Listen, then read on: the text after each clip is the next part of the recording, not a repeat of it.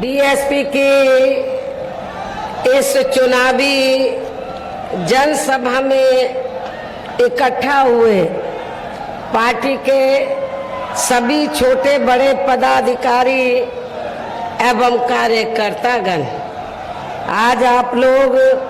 देश में व यहाँ आपके उत्तर प्रदेश स्टेट में भी लोकसभा के लिए हो रहे आम चुनाव में अपनी पार्टी के उम्मीदवारों के समर्थन में मुझे सुनने के लिए यहाँ इकट्ठा हुए हैं, तो उसके लिए मैं आप सभी लोगों का हार्दिक दिल से आभार प्रकट करती हूँ। वैसे आप लोगों को ये मालूम है कि हमारी पार्टी कांग्रेस, बीजेपी व अन्य किसी भी विरोधी पार्टी तथा गठबंधन आदि के साथ मिलकर नहीं, बल्कि अकेले ही अपनी पार्टी के बलबूते पर पूरी तैयारी व दमदारी के साथ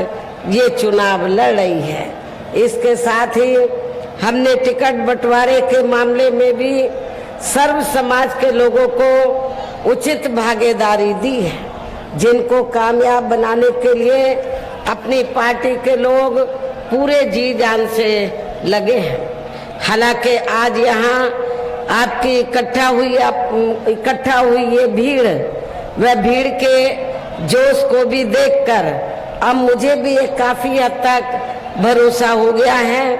कि पिछली बार की तरह इस बार भी आप लोग अपने प्रदेश से या लोकसभा चुनाव में अपनी पार्टी का बेहतर रिजल्ट जरूर लाएंगे। इसके लिए अब मैं आप लोगों का ध्यान कुछ जरूरी बातों की तरफ दिलाना चाहती हूँ, और इस संबंध में विशेषकर मैं कांग्रेस, बीजेपी व इनके अन्य सभी सहयोगी दलों के बारे में ये कहना चाहूंगी कि आजादी के बाद शुरू में केंद्र व देश के काफी राज्यों में भी ज्यादातर सत्ता यहाँ कांग्रेस पार्टी के हाथों में केंद्रित रही है, किंतु इनकी अधिकांश मामलों में रही गलत नीतियों व गलत कार्य प्रणाली आदि की वजह से ही फिर इस पार्टी को केंद्र व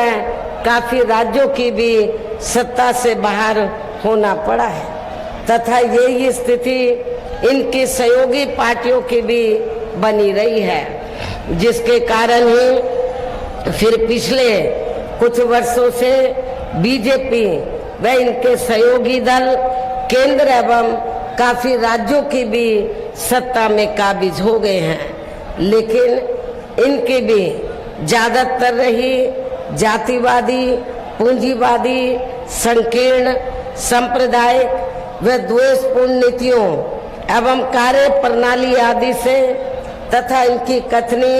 व करनी में भी काफी अंतर होने की वजह से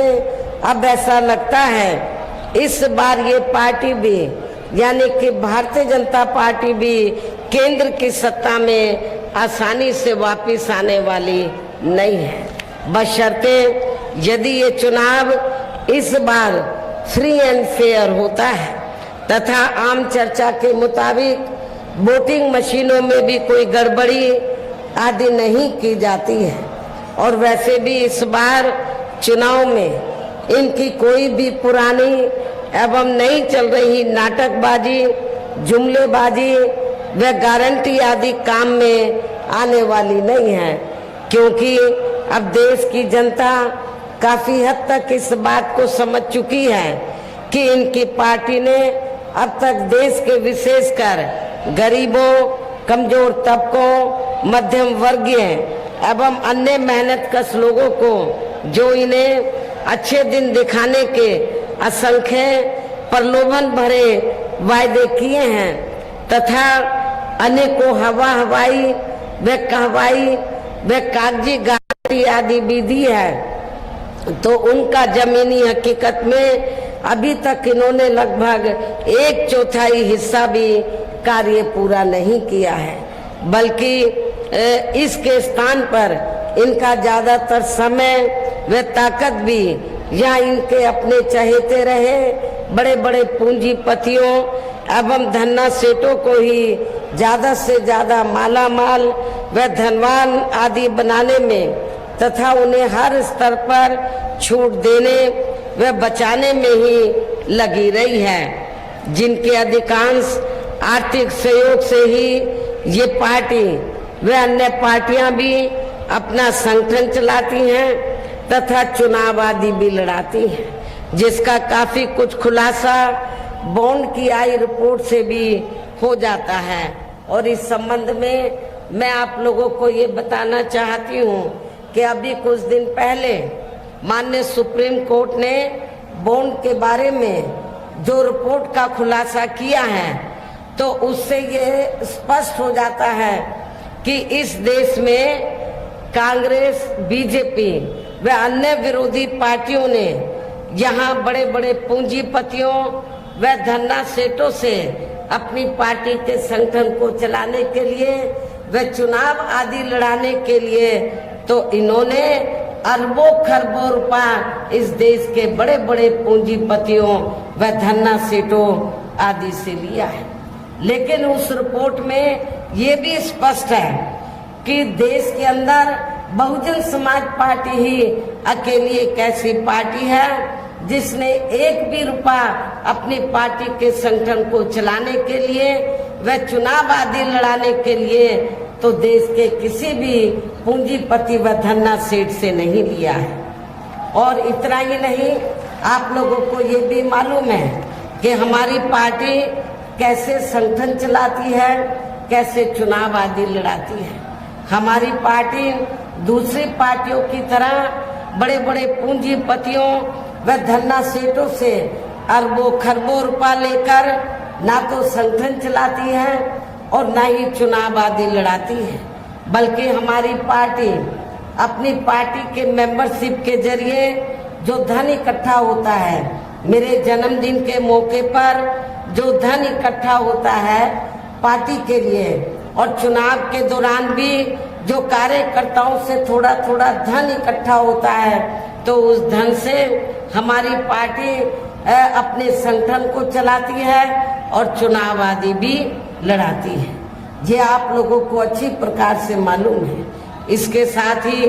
अब ऐसा लगता है कि कांग्रेस पार्टी की तरह ही बीजेपी ने भी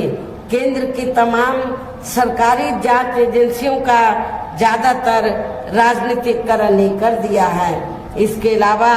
देश के किसान वर्ग भी वर्तमान बीजेपी की सरकार में शुरू से ही अपनी विभिन्न समस्याओं को लेकर काफी ज्यादा दुखी व परेशान रहे हैं और अभी भी हैं। जबकि यूपी में 4 बार हमारी पार्टी की रही सरकार ने इनके हितों का भी हर स्तर पर पूरा ध्यान रखा है। आप लोगों को मालूम है कि जब जब भी उत्तर प्रदेश में बीएसपी के नेतृत्व में सरकार बनी है, तो हमारी पार्टी की सरकार ने अपनी हुकूमत के दौरान किसानों को खेती करने के लिए समय से व सस्ते साधन उपलब्ध कराए हैं और उनकी फसल का भी हमारी पार्टी की सरकार ने उचित दाम दिया है। इतना ही नहीं, बल्कि केंद्र में पूर्व की रही कांग्रेसी सरकार की तरह ही वर्तमान भाजपा सरकार में भी इनकी जातिवादी, हीन, सांप्रदायिक एवं पूंजीवादी सोच व नीतियों के चलते ही पूरे देश में सर्व समाज में से खासकर गरीबों, दलितों, आदिवासियों, पिछड़े वर्गों, मुस्लिम एवं अन्य धार्मिक अल्पसंख्यक समाज के लोगों का भी पूर्ण रूप से विकास व उत्थान आदि नहीं हो सका है। और इस संदर्भ में वैसे आप लोगों को ये मालूम है कि पूरे देश में यहाँ दलितों, आदिवासियों एवं अन्य पिछड़े वर्गों का सरकारी नौकरियों में वर्षों से अधूरा पड़ा आरक्षण का कोटा भी अभी तक पूरा नहीं भरा गया है। विशेषकर एससी व एसटी वर्गों के सरकारी कर्मचारियों का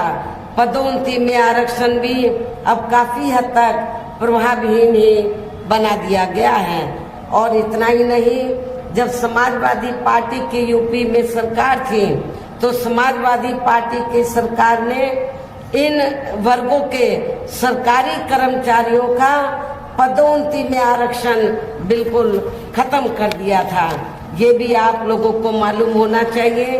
ऐसी स्थिति में दलितों और आदिवासियों को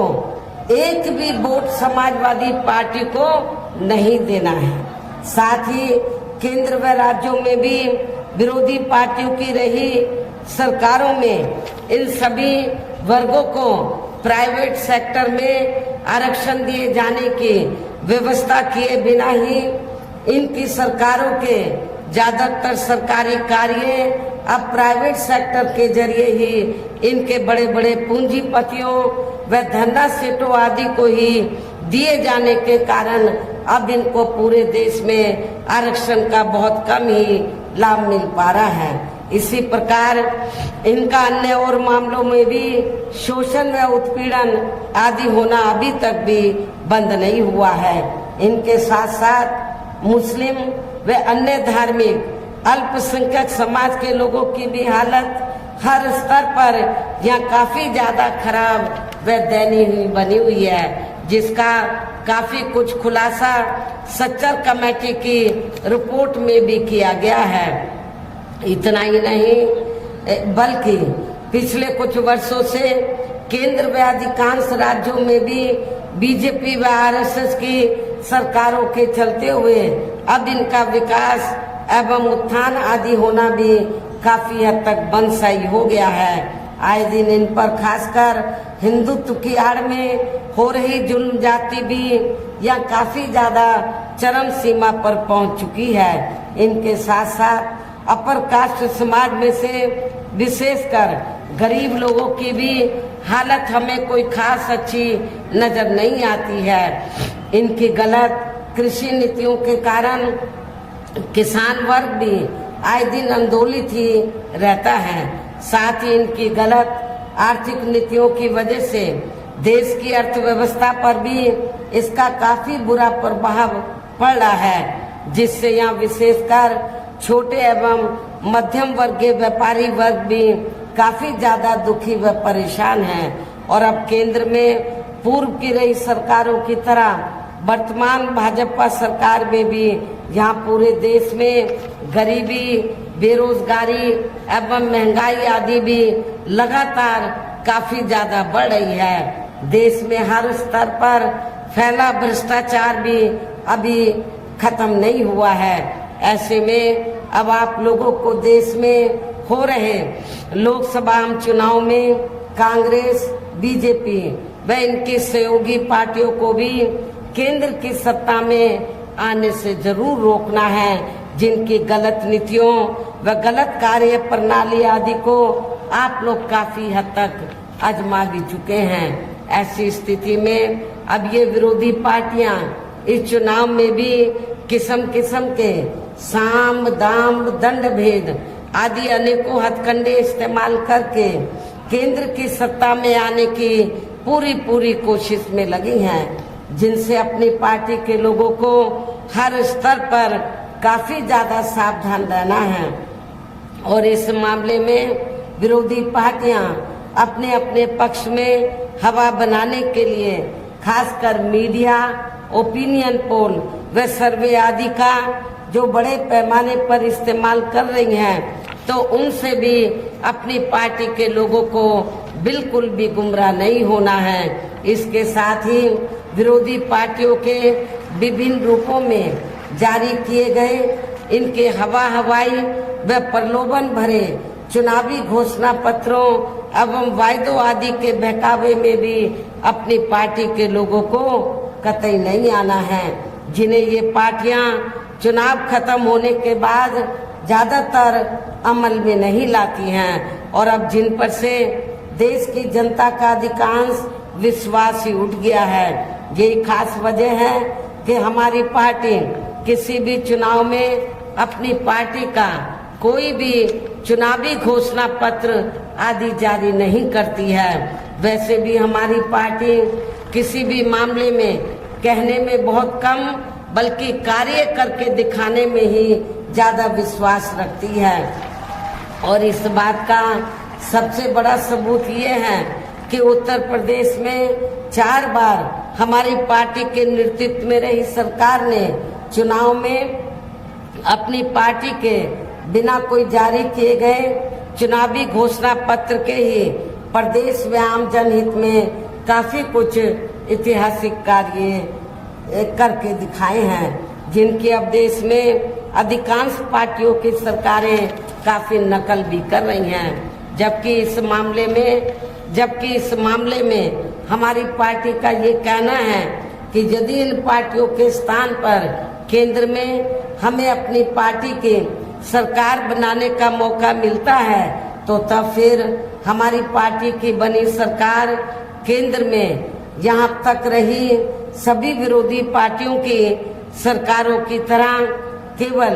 हवाई व कागजी कार्य आदि नहीं करेगी, बल्कि उत्तर प्रदेश की तरह ही जमीनी हकीकत में ठोस कार्य करके दिखाएगी। और इस संदर्भ में खासकर मैं ये कहना चाहूंगी, केंद्र द्वारा देश में पिछले कुछ समय से अति गरीब परिवारों को अस्थायी तौर पर फ्री में जो थोड़ी सी खाद्य सामग्री आदि दी जा रही है, तो उससे इनका यानी कि गरीब लोगों का स्थायी तौर पर भला होने वाला नहीं है। लेकिन ये थोड़ा सा फ्री में राशन देकर बीजेपी व आरएसएस के लोग क्या करते हैं, जब चाहे देश में छोटा चुनाव हो, किसी भी राज्य में या बड़ा चुनाव हो, तो इसकी आड़ में बीजेपी व आरएसएस के लोग गरीब लोगों का जो वोट है उसको बनाने का प्रयास करते हैं, ये कहकर कि केंद्र की सरकार ने तुमको फ्री में राशन दिया है, जबकि इसमें रत्ती भर भी सच्चाई नहीं है। मैं आप लोगों को, गरीब लोगों को ये बताना चाहती हूँ कि आप लोगों को जो फ्री में थोड़ा सा राशन आदि दिया जा रहा है, तो ये आप लोगों के अपने खुद के पैसे का है, क्योंकि पूरे देश की जनता जो केंद्र की सरकार को टैक्स देती है और टैक्स के जरिए जो सरकार के पास पैसा आता है, उस पैसे से आपको मुफ्त में राशन दिया जाता है। इसलिए ये देन बीजेपी व आरएसएस की नहीं है, ये आप लोगों का पैसा है। आपके पैसे से ही आप लोगों को ये राशन आदि दिया जाता है। वैसे भी इनकी ये जटिल समस्या, गरीब लोगों की ये जटिल समस्या हर हाथ को काम देने से ही केवल दूर हो सकती है, जिसकी तरफ हमारी पार्टी की बनी सरकार विशेष ध्यान देगी। साथ ही देश में पिछले काफी वर्षों से आए दिन बढ़ रही गरीबी, बेरोजगारी व महंगाई आदि से भी जनता बहुत ज्यादा दुखी व परेशान है, जिसे भी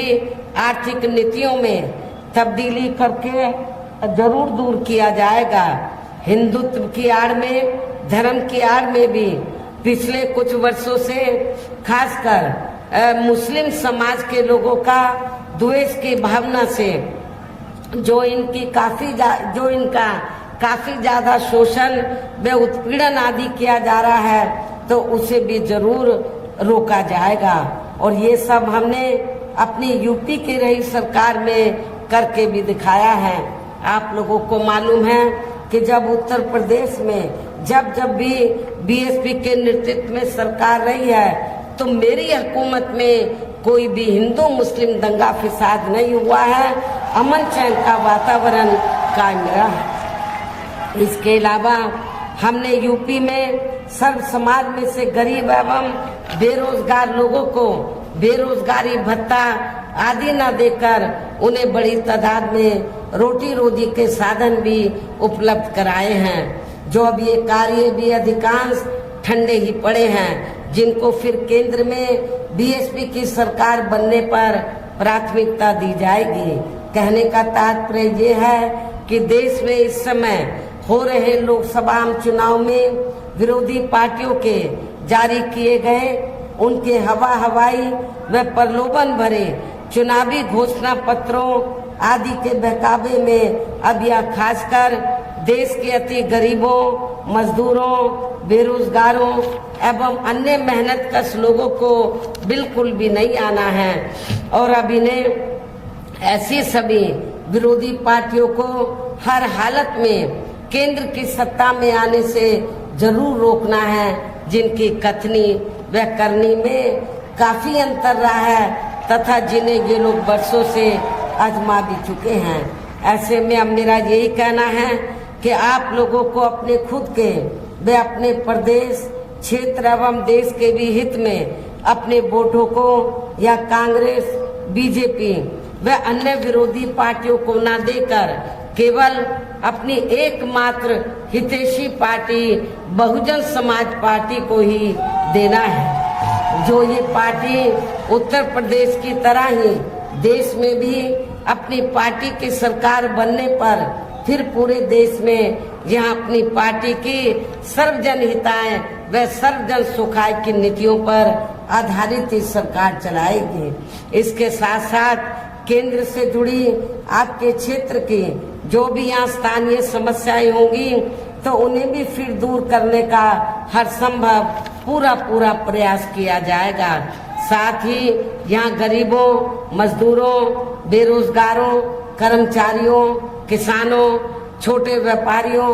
एवं अन्य मेहनतकश लोगों के हितों का भी विशेष ध्यान रखा जाएगा। सर्व समाज में से खासकर दलितों, आदिवासियों, पिछड़े वर्गों, मुस्लिम व अन्य धार्मिक अल्पसंख्यक समाज के लोगों के विकास व उत्थान के साथ साथ हर स्तर पर इनकी सुरक्षा आदि के लिए भी सख्त कदम उठाए जाएंगे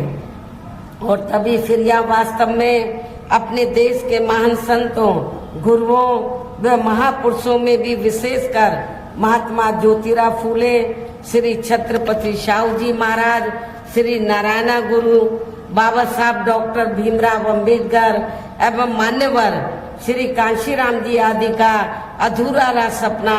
जरूर साकार हो सकता है, जिनको यूपी में हमारी पार्टी की रही सरकार द्वारा हर स्तर पर पूरा आदर सम्मान दिया गया है। लेकिन ये सब विरोधी पार्टियों को अच्छा नहीं लगा है। आप लोगों को मालूम है, जब सपा सत्ता में थी तो समाजवादी पार्टी की सरकार ने हमने अपने संतों, गुरुओं और महापुरुषों के नाम से जो जिले बनाए और जो संस्थानों के नाम रखे, काफी हद तक ये सपा की सरकार ने वो नाम बदल दिए। इससे इन संतों, गुरुओं व महापुरुषों के प्रति इनकी हीन भावना साफ नजर आती है। क्या ऐसी स्थिति में आप लोग समाजवादी पार्टी को वोट देंगे? मैं समझती हूँ बिल्कुल भी नहीं देंगे। इन्हीं खास बातों के साथ ही अब मेरा देश व आपके स्टेट के भी हित में यही कहना है कि हमारी पार्टी ने यहाँ जिनको भी लोकसभा के लिए चुनाव के मैदान में उतारा है, जो आपके सामने मंच पर भी, जो आपके सामने या मंच पर भी मौजूद हैं, तो उन्हें आपको जरूर कामयाब बनाना है, जिसके लिए यहाँ पार्टी के सभी स्तर के छोटे बड़े पदाधिकारी एवं कार्यकर्तागण आदि पूरे जी जान से लगे हैं। और अब अंत में मेरा यही कहना है कि आप लोगों को वोट पड़ने वाले दिन या बीएसपी के अपने सभी लोकसभा उम्मीदवारों को, अर्थात हमने आपके गोरखपुर मंडल से तो जिनको भी चुनाव के मैदान में उतारा है, तो जिनके समर्थन में आप लोग यहाँ मुझे सुनने के लिए आए हैं, तो हमने गोरखपुर सदर लोकसभा की सीट से श्री जावेद सिमनानी को, महाराजगंज लोकसभा की सीट से मोहम्मद मौसम आलम को, बांसगांव सुरक्षित लोकसभा की सीट से डॉक्टर राम समुज को, कुशीनगर लोकसभा की सीट से श्री शुभ नारायण चौहान को, देवरिया लोकसभा की सीट से श्री संदेश यादव उर्फ मिस्टर को हमने चुनाव के मैदान में उतारा है। तो मैं मेरा